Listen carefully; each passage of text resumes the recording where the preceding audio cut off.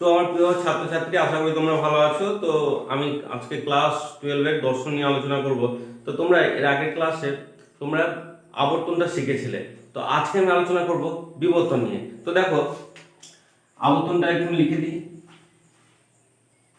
আর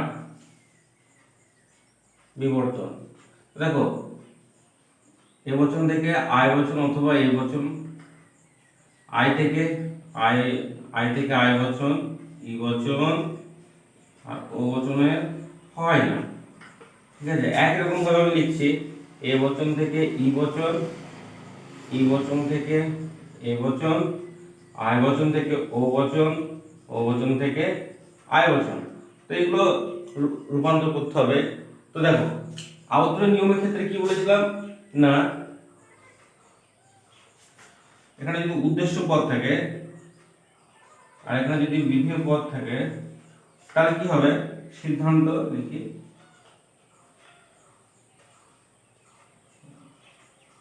দেখো, সিদ্ধান্ত অর্থাৎ যেখানে আমরা আবর্তিত করব সেখানে কি হয়েছে না, বিধেয় পদটা উদ্দেশ্য জায়গায় এসেছে আর উদ্দেশ্য পদটা বিধেয় জায়গায় এসেছে। তাহলে এটা মনে রাখার একটা ফর্মেট, আবর্তনের ক্ষেত্রে তোমরা ঠিক এরকম একটা চিহ্নের কথা ভাববে, তাহলে তোমাদের আবর্তনটা হয়ে যাবে।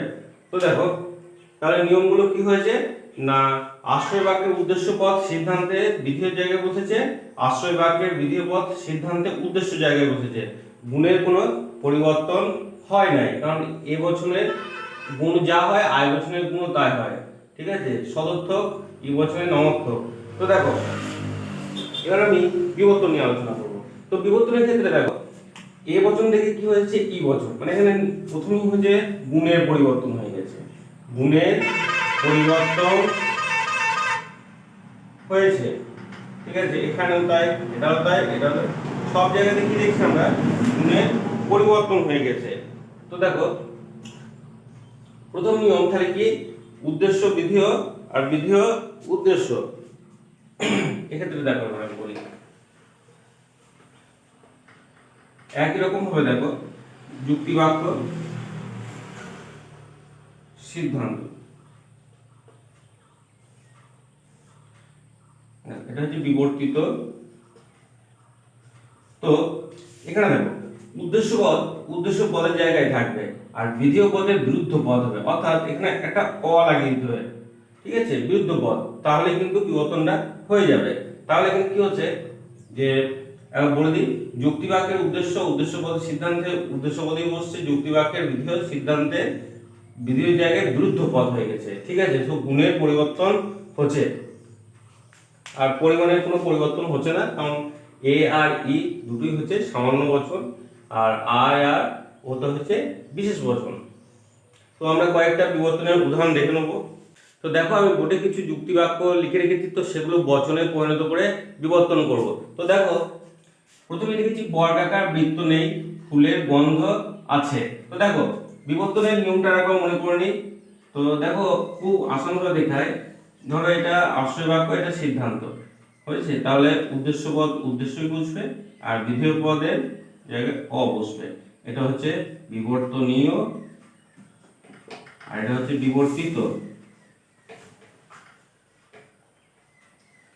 তো দেখো, বর্গাকার বৃত্ত নেই, মানে বুঝতেই পারছো যেটা ই বচন হবে। কি বচন হবে? ই বচন হবে। তো কোন বৃত্ত নয় বর্গাকার ক্ষেত্র। তো এখানে বিবর্তনীয় লিখতে হবে। তো দেখো, তাহলে ই বচনের বিবর্তন আমরা কোন বচন পাবো? দেখো, ই বচনের বিবর্তন আমি লিখে নিই, এ থেকে ই, ই থেকে এ, আই থেকে ও, ও থেকে আই। তাহলে দেখো এ বচন। তো দেখো, তাহলে আমি কি লিখবো, সকল বৃত্ত হয় অ বর্গাকার ক্ষেত্র। তো এখানে বিবর্তিত লিখবে। তো দ্বিতীয়টা দেখো, ফুলের গন্ধ আছে। দেখো, সব ফুল তার গন্ধযুক্ত নয়, কিছু কিছু ফুল হয় যাদের গন্ধ আছে, তাহলে কি লিখবো, এটা আয় বচন হবে। তো এখানে দেখো লিখবো, কোন কোন ফুল হয় গন্ধযুক্ত।